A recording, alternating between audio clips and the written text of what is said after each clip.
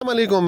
जहांगीर ख़ान आप लोगों से मुखातिब है और मैं यहाँ पे आज जो क्रिकेट ग्राउंड है, जो गुलशन दीद और फेज़ 1 के लड़के जहाँ पे क्रिकेट खेलने के लिए आते हैं, मैं एक दफ़ा फिर यहाँ पे आया हुआ हूँ। बिल्कुल रिसेंटली क्रिकेट के वर्ल्ड कप का फ़ाइनल हुआ है जिसमें ऑस्ट्रेलिया ने इंडिया को बड़ी बुरी शिकस्त से 2-4 किया और उसके बाद जो है ना वो छठी मरतबा जो है ना वर्ल्ड चैम्पियन बनी है। तो यहाँ पे जो है ना जो क्रिकेटर्स यहाँ पे कुछ क्रिकेट खेल रहे हैं, हम पहले भी आए थे उनसे जो है ना हमने कुछ इंटरव्यू लिया था। किसी ने कहा था कि न्यूजीलैंड जीतेगा, किसी ने कहा था साउथ अफ्रीका, इंडिया को फेवरेट करार दे रहे थे, पाकिस्तान का नाम भी उसमें आ रहा था कि पाकिस्तान भी जीतेगा क्योंकि कुदरत का निज़ाम उनके साथ चल रहा है। लेकिन जो है ना फिर वो आहिस्ता आहिस्ता जो है ना वो पिक्चर क्लियर होती गई और सिर्फ इंडिया के सामने जो है ना ऑस्ट्रेलिया की टीम सामने आ गई जिसने इंडिया को शिकस्त दे दी और छठी मरतबा वो वर्ल्ड चैम्पियन बन गया। तो इस हवाले से जो है ना मैं यहाँ पे जो है ना जो लड़के हैं उनसे मैं कुछ पूछूंगा। अस्सलाम वालेकुम भाईजान, आपका नाम क्या है? मुबशिर खान। मुबशिर भाई, कल जिस तरीके से जो है ना ऑस्ट्रेलिया की टीम ने इंडिया को शिकस्त दी और इबरतनाक शिकस्त से 2-4 किया, सारी पाकिस्तानी कौम, पाकिस्तानी जो लोग थे, 22 करोड़ आवाम थी, वो ऑस्ट्रेलिया को सपोर्ट कर रही थी। लेकिन जो पिछली मरतबा मैं आया था और आप लोगों से तकरीबन 10-12 दिन पहले जब मैंने वर्ल्ड कप के हवाले से पूछा था तो उसमें बताया गया था कि न्यूजीलैंड जीत सकती है, साउथ अफ्रीका जीत सकती है। मुद्दम आवाज़ में बोला जा रहा था कि ऑस्ट्रेलिया की टीम भी वर्ल्ड कप जीत सकती है, लेकिन ऑस्ट्रेलिया की टीम तो जीत गई। इसके बारे में आपका क्या ख्याल है?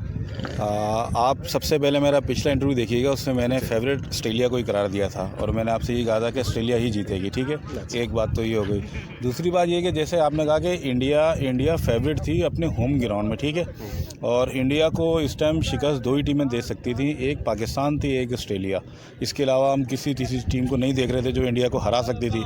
पाकिस्तान अपने राउंड मैचेस में बाहर हो गई, लेकिन उसके बाद ऑस्ट्रेलिया एक वाइट टीम थी जो नीचे से उठ के ऊपर आई थी और उसने अपना पीक जो उसके पास एक्सपीरियंस था, उनके प्लेयर्स के पास जो उनके पास तजर्बा था, उन्होंने 100% अपना जो है ना वहाँ पे ग्राउंड में कर दिखाया, जिसकी वजह से ऑस्ट्रेलिया विन कर गई। और इंडिया के लिए ये कि इंडिया सिर्फ समझे कि इस चक्कर में रह गई कि हमारा हर प्लेयर परफॉर्म कर रहा है, तो उनकी कोई स्ट्रेटजी और प्लानिंग इतनी कोई ख़ास कल ग्राउंड में नज़र नहीं आई थी, जिस वजह से इंडिया को शिकस्त हुई। तो ऑस्ट्रेलिया की टीम ज़ाहिर सी बात है वर्ल्ड चैम्पियन है, 6 मरतबा वर्ल्ड कप जीत चुकी है, 1 मरतबा T20 वर्ल्ड कप जीत चुकी है।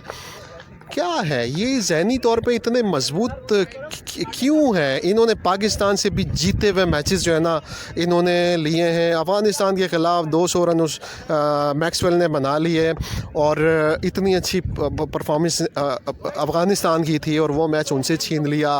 मतलब ये ज़हनी तौर पे इतने मजबूत हैं। हमारी टीम के पास भी तो एक साइकोलॉजिकल डॉक्टर है, साइकेट्रिस्ट है। क्या मतलब हमें इससे सबक नहीं सीखना चाहिए? बीइंग अ पाकिस्तानी, हमारी टीम जिस तरीके से मतलब इंडिया से तो मुसलसल हार रही है, तो ऑस्ट्रेलिया को देखते हुए ऑस्ट्रेलिया से हमें सबक सीखना चाहिए, लेकिन ज़हनी तौर पे भी मजबूत है। इसके बारे में आप क्या कहते हैं? देखें, बीइंग जैसे आप ऑस्ट्रेलिया की बात कर रहे हैं ना, ऑस्ट्रेलिया की टीम का सबसे पहली बात ये कि जो भी प्लेयर है, सबसे कम उम्र प्लेयर भी उनका आप देखेंगे 30+ होगा, ठीक है। बाकी हम दूसरी टीम्स में देखते हैं वहाँ 18 साल का भी प्लेयर है मौजूद, 20, 22, 24 भी। लेकिन ऑस्ट्रेलिया की जो डोमेस्टिक क्रिकेट है वो बहुत स्ट्रॉन्ग है। उसमें समझें कि नॉर्मली अगर वो किसी प्लेयर को अपना पहला मैच भी अगर उसको खिलाते हैं, किसी भी मैच में डेब्यू कराते हैं, तो उसकी उम्र जो है 30+ ही होती है, 29 के करीब। अब इस टाइम एक प्लेयर जब आता है टोटली ज़हनी तौर पे हर लिहाज से मैच्योर होता है, क्योंकि 10-15 साल की क्रिकेट वो डोमेस्टिक खेल चुका होता है। तो इसी मैच्योरिटी की वजह से एक उनका जो इनकी जो बॉन्डिंग बनी आपस में, इनका जो कम्बिनेशन है वो बहुत स्ट्रॉन्ग है। सिर्फ थोड़ा सा इनको देखें आप, नीचे से पुश बैक मिला 2 मैचों के बाद, उसके बाद ऐसी उनकी जीत शुरू हुई कि किसी मैच में सिवाय अफ़गानिस्तान वाले मैच के अलावा ये लूज़ नहीं पड़े। तो अफ़गानिस्तान में भी आपको देखें वही उनका एक्सपीरियंस काम आया, उनका एक प्लेयर आगे खड़ा हो गया और बाकी दूसरे ने आगे पूरी हिटिंग की और वही एक्सपीरियंस की ही वजह से ये जीत गए। शाहिन आफरीदी को बाबर आज़म की जगह पे जो है ना कैप्टनशिप हवाले की गई है, तो अगले साल चैम्पियंस ट्रॉफ़ी जो है ना वो पाकिस्तान में होनी है। शाहीन आफरीदी टीम को पाकिस्तान में इतने अरसे के बाद इतना बड़ा टूर्नामेंट होगा, एक वर्ल्ड कप के बाद एक बड़ा टूर्नामेंट होता है चैम्पियंस ट्रॉफ़ी, आपका क्या ख्याल है, अफरीदी खुद भी परफॉर्म करेगा और टीम से परफॉर्म करवा देगा? देखें जी, जहाँ तक रही बात शाहीन अफरीदी की, तो अभी वर्ल्ड कप के बाद देखें एज़ फॉर ऑलवेज़ हमारी टीम्स के अंदर तब्दीलियाँ आती हैं। हम पिछले 20 साल से देखते आ रहे हैं कि जब भी हम वर्ल्ड कप हार के आते हैं तो हमारी टीम्स के अंदर फौरी तौर पे कमेटी के अंदर चेंजिंग आती है, टीम कैप्टन के अंदर चेंजिंग आती है। तो ये समझें कि इलीगल ऑपरेशन से इनको नहीं होना चाहिए। ज़ाहिर सी बात है, एक टीम खेल रही है, एक परफॉर्म करती हुई आ रही है, अगर एक टूर्नामेंट वो हार के आ रही है तो आपने उस टूर्नामेंट से पहले उनको बेहतर क्यों नहीं किया? अब हारने के बाद आप कर रहे हैं।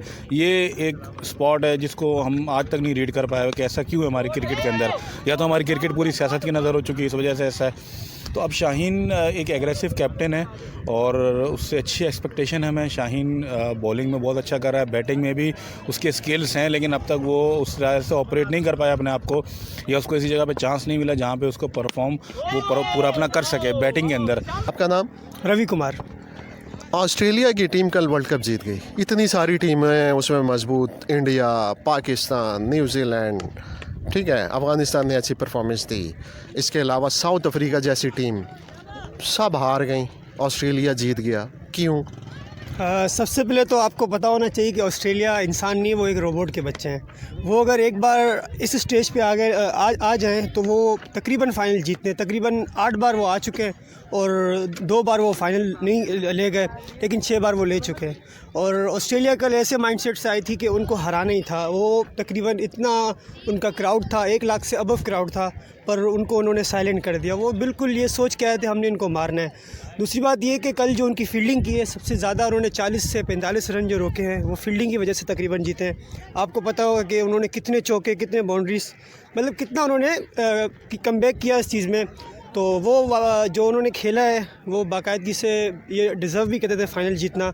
इंडिया ने कल क्रिकेट अच्छी नहीं खेली है, उनकी बाउंड्रीज आना रुक गई थी, उनका माइंडसेट लग रहा था कि वो बहुत डरे हुए हैं, जैसे कि हर बार वो चौक करते हैं फ़ाइनल या सेमीज़ में। ये इंडिया की एक हिस्ट्री है, इंडिया फ़ाइनल में या सेमीज़ में आके वो चौक करता है, कभी न्यूजीलैंड से या कभी ऑस्ट्रेलिया से। और ऑस्ट्रेलिया इस चीज़ को बाकायदगी डिज़र्व करता था। शुरू में जो वो 2 मैच हारे, उसके बाद वो हारे नहीं हैं। तो उनकी यही एक मेंटालिटी है, वो एक बार हार जाएँ उसके बाद उनके सामने कुछ भी रख लो वो रोबोट हो जाते हैं, और फिर आगे वाली कोई भी टीम हो तो वो उनको नहीं छोड़ते। कुलदीप यादव को देख लें, ज़ेम्पा को देख लें, काफ़ी उन्होंने अच्छी स्पिन बॉलिंग की। हमारे पास स्पिनर एक भी नहीं था एक हिसाब से, अगर देखा जाए अच्छा स्पिनर हो, रिस्क स्पिनर हो, हमारे पास वो नहीं था। दैट्स वाई ये हालात हुई। चैम्पियन ट्रॉफ़ी में भी अभी नई सिलेक्शन कमेटी आई है, उम्मीद करते हैं कि वो अच्छी टीम को लेके आएँ। की परफॉर्मेंस ख़राब होने की वजह से अच्छा फ़ैसला है या इसको टाइम देना चाहिए था? क्योंकि ये ढाई साल से ये कैप्टन था और इसकी कैप्टनशिप में पाकिस्तानी टीम रैंकिंग में नंबर 1 पोजीशन पे भी आई है। सिर्फ वर्ल्ड कप के बाद और एशिया कप के बाद इसको हटा देना, सारा मलबा इसके ऊपर डाल देना, ये इसके साथ इंसाफ है?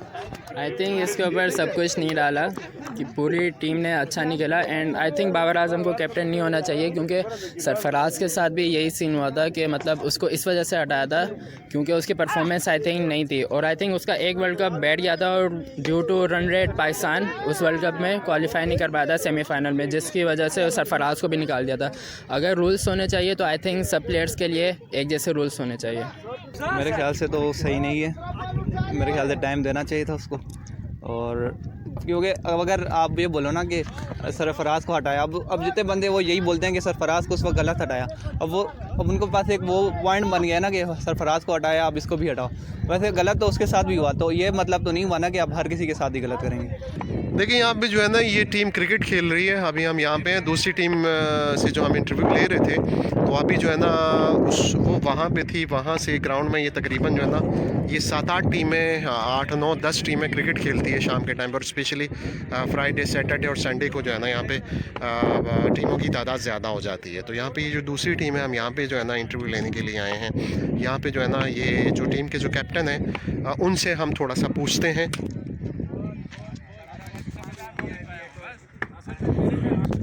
आप लोगों की टीम मैच खेल रही है? जी अल्हम्दुलिल्लाह जीतने वाले हैं। 35 से ऊपर टारगेट चेस कर लिया है, 50 का टारगेट है, इंशाल्लाह कंप्लीट होने वाला है। 3 ओवर बाकी है जिसमें टारगेट कितना आप लोगों ने दिया था? अगली टीम ने दिया, हमारे को 50 का टारगेट दिया। कल इंडिया की टीम मैच हारी है और पाकिस्तानी अवाम, पाकिस्तानी टीम ऑस्ट्रेलिया की खुशी में जश्न मना रही है, क्यों? बस गरूर टूटा है उनका, इंडिया की टीम का। आप कह रहे हैं कि इंडिया की टीम जो गुरूर में थी, अपने आप को जो समझती थी, जो सरिया उनकी गर्दन में आ गया था, तो उस वो टूटा है, वो सरिया भी टूट गया है और उनका गुरूर भी टूट गया है। दूसरा ये कि चैम्पियंस ट्रॉफ़ी में अभी बड़ा टूर्नामेंट है। पिछली चैम्पियंस ट्रॉफ़ी जो है ना, मोहम्मद आमिर की अच्छी बॉलिंग की बदौलत सरफराज अहमद की कप्तानी में पाकिस्तान जीत चुका है। अगली चैम्पियंस ट्रॉफ़ी जो है ना पाकिस्तान में है।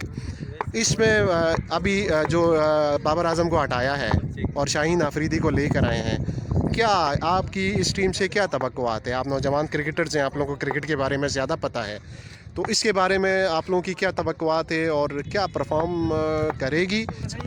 इंशाल्लाह वो परफॉर्म तो अच्छा करेगी, लेकिन जहाँ तक बात रही शाहीन अफरीदी को कप्तानी देने की, इससे अच्छा तो रिजवान को देना चाहिए था।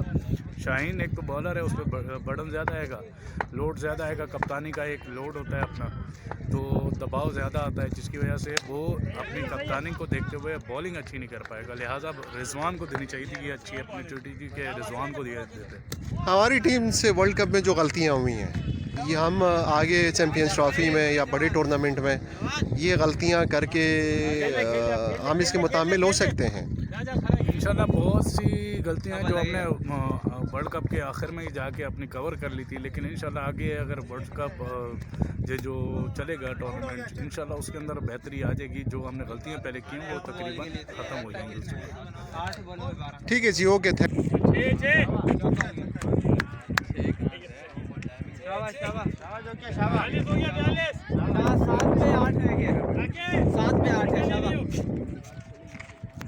हमारी नौजवान क्रिकेटर से बात हुई कि ऑस्ट्रेलिया की टीम, इतनी मजबूत टीमों की मौजूदगी में ऑस्ट्रेलिया की टीम जो वर्ल्ड कप से बाहर हो रही थी और उन्होंने इस वर्ल्ड कप को जीत के दिखाया 6ठी मरतबा, तो उसके बारे में इन सब के जवाबात यही थे कि प्रोफेशनल टीम है और प्रोफेशनली जो है ना ये जब उठती है तो फिर उसके बाद जो है ना फिर ये आगे नहीं देखती है। इन्होंने पाकिस्तान से भी काफ़ी मैचेस जीते हैं, हारे हुए मैचेस जीते हैं, इंडिया के साथ इन्होंने कल जो किया, इसके अलावा साउथ अफ्रीका से ये हारे हुए मैचेस इन्होंने जीते हैं।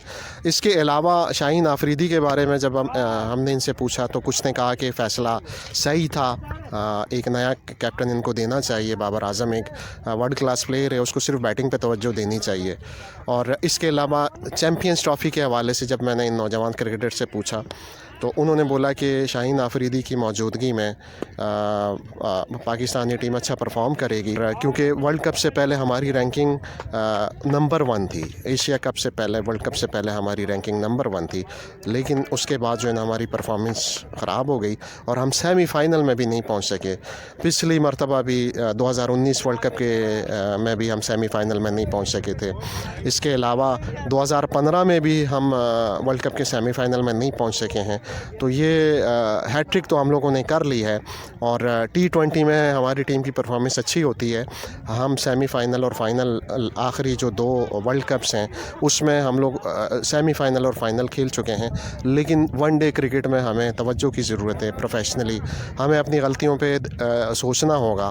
अगर हमने अपनी रैंकिंग को वापस लेकर आना है, अगर हमारी वीडियो आप लोगों को पसंद आती है तो आप इसको लाइक करें, इसको शेयर करें, इस पर कमेंट्स करें और हमारा जो चैनल द रियल स्टोरीज़ है इसको सब्सक्राइब करें। Okay, thank you.